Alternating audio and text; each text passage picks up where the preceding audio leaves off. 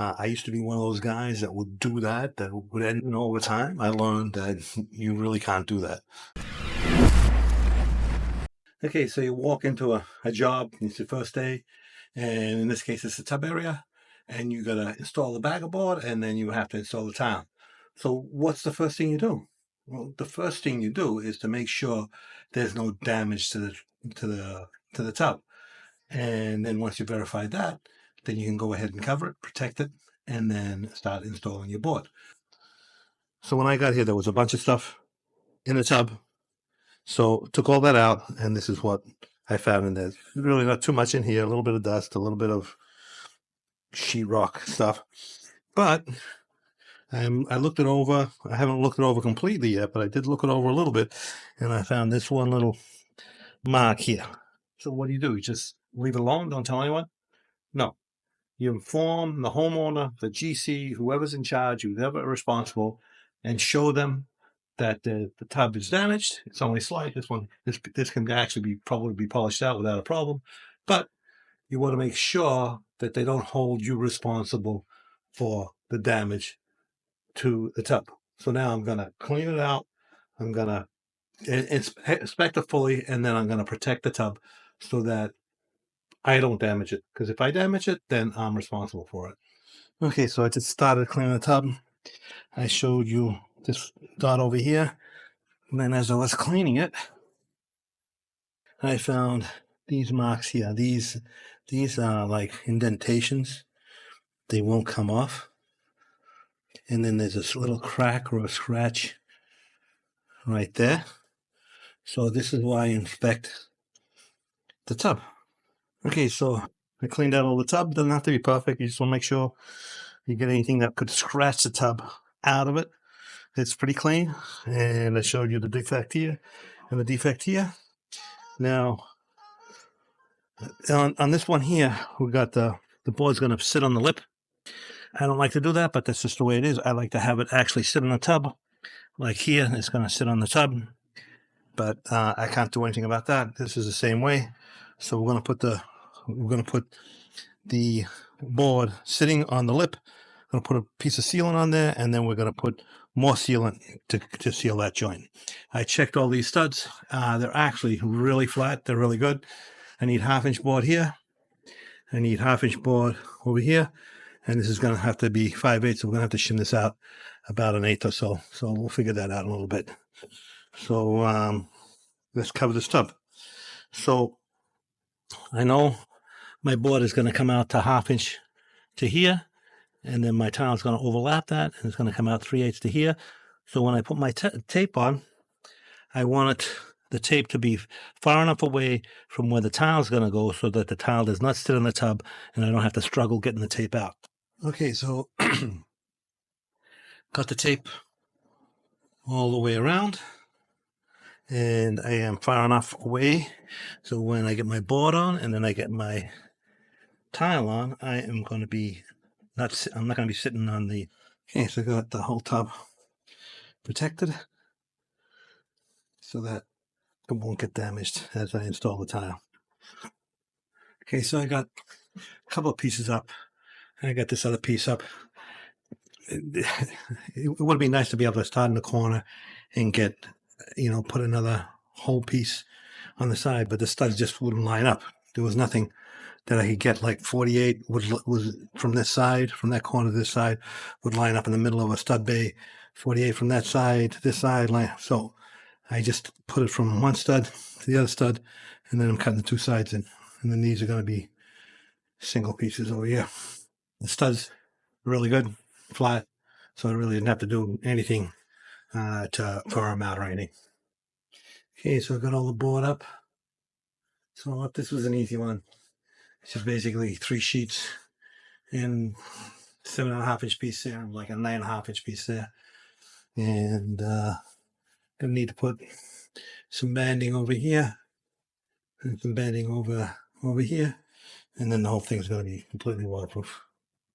Okay, so you got your whole tub all waterproofed, and it's all ready to go except for this corner here, which technically is outside the the water or the wet area.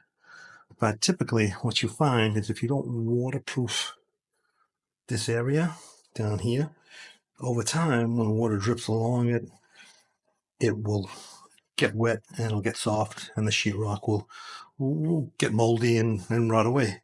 So what you need to do is make sure that you always bring your tile out at least a couple of inches beyond the tile, beyond the tub, and make sure you waterproof it. I haven't put this on. I just want to show you what I have here. So I got this banding that I am going to put on here and make sure this is all completely waterproof all down here. So if water drips down here, it will not affect the sheetrock and rot away. If you're not using a sheet membrane or a hydroband board or a foam board of any, and you're using a liquid applied waterproofing membrane, make sure you bring your liquid applied waterproofing membrane out beyond the tub and you tile down the side of the tub so that you don't get any water dripping down there, because it will drip over time and you get that sheetrock will rot away. You want to avoid that. I used to be one of those guys that would do that would end the tile right at the edge of the tub. But over time, I learned that you really can't do that. You have to bring the tile out beyond the tub to avoid having problems with the sheetrock that touches the tub. So that's on all the way up and down. And on this side as well. So that now, that sheetrock over there is protected. I have my shower all waterproofed. I got all the water on. Everything is all completely ready for tile. There's not going to be a niche in this one. It's just going to be like a shelf in one corner over there. So this is actually going to be a pretty easy layout and a pretty quick install. So you're ready for tile. What's the next step? Well, you don't just start laying tile. You have to figure out what your cuts are going to be, and you're going to have to figure out your layout. So that's what I've done here. So this is my center line here, and this is the tile we're using. It's the 12 by 24 inch tile. So if I start with a tile in the middle, there's going to be a running bond. I get a good piece here, and it's going to be a little bit less than a full tile over here. So it's going to have to cut off about this much in the corner. So there's two ways of handling this. You could use a drop off to start your next row and then get a full tile over here, and then whatever you get, you cut along the bullnose, which is going to end up with a small piece. Every other piece is going to be a small piece. So we decided, we talked with the homeowner, we're going to start with a 1.5 over here alongside the bullnose, comes straight up and down, straight up along the edge of the tub. So we're going to start with a full piece over here, and then we're going to match the small piece with the larger cut piece to make it look like the tile wraps around and it's a full tile. Even though it's going to be longer when you measure it than a full tile, it's going to look like it's a full tile around the corner. It's better than getting the small piece in the corner and then the small piece over here. Visually, it's going to look perfectly fine. So that's what we decided to do. I think it's just going to look better that way. You're not going to notice that when you add up the piece in the corner, the two pieces in the corner, it's actually more than a full tile. So, and on the other side, exactly the same thing. So that's what I'm doing. I got my layout done.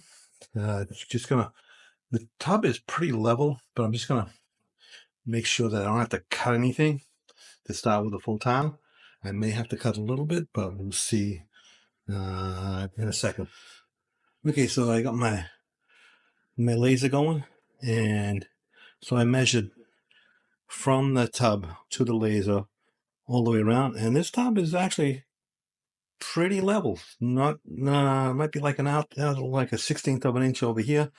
So I can start with a full tile on the tub and just go. Okay, so I got my first row on. I made sure that I'm perfectly plumb and perfectly level, and the tub is actually really good. So now I'm going to build up and just keep going up. There's no niche, there's no nothing, so it's going to go quick. Got a few tiles up. See what I mean about that corner there? Kind of looks like it's a full tile going around. There's no way I could match the grain on these. I usually like to match the grain, but because I'm using different tiles, it's kind of difficult to do. Anyway, that's the look. It's better than having a small piece over here. We got a full tile and a half tile. I think that looks pretty good. Do the same on that side. Okay, so I knocked out all the clips in this shower stall, this tub area, and I cleaned it up a little bit, but I just want to show you something that I do to help keep these leveling clips in place so that as the thin set dries, it doesn't push them out, because thin set as it dries, it tends to harden and it tends to push the leveling clips out if there's nothing restraining them and holding them in place. So what I do is, so I get a piece of scrap tile and I just put the clips in, and then I put the wedges in backwards, and that way the clips are held in place and they'll be in the right position. If you don't do that, the thin set tends to push these out and you tend to get a wider grout line, so you're going to have to pull these out, make some room for the new clip and then push them so that they're sitting against the tile and you get your proper space. Okay, so I have to mark this tile to cut that hole. So the easiest way to do that, if you've got the room, is put a square on the tile on the bottom, bring a line up and down. Same on the other side, bring a line up and down. Then get your level, put a line over here, put a line over there. And now it's easy enough to mark that. I held my tile. Has to go right along this edge here. So I mark this line here. Corresponds to that. I mark this line here.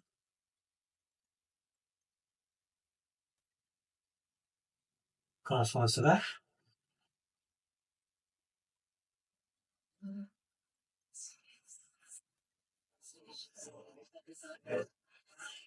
This line. And then I have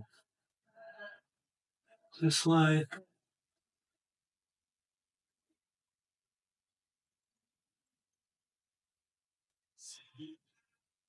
And this line. So let's check that again. Make sure I got it right. The line there.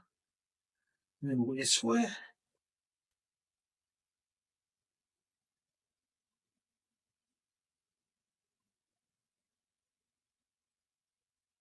That line. That line.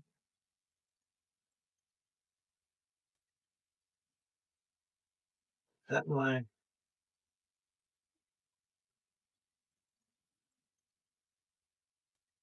Now, if you've got a hole saw, you just make sure the edges of the hole saw line up with these lines. So you just put it in the middle, make sure it lines up. If the hole saw is a little bit bigger, just make sure it overlaps evenly all the way around. So let me cut this hole. And that's it. Perfect fit.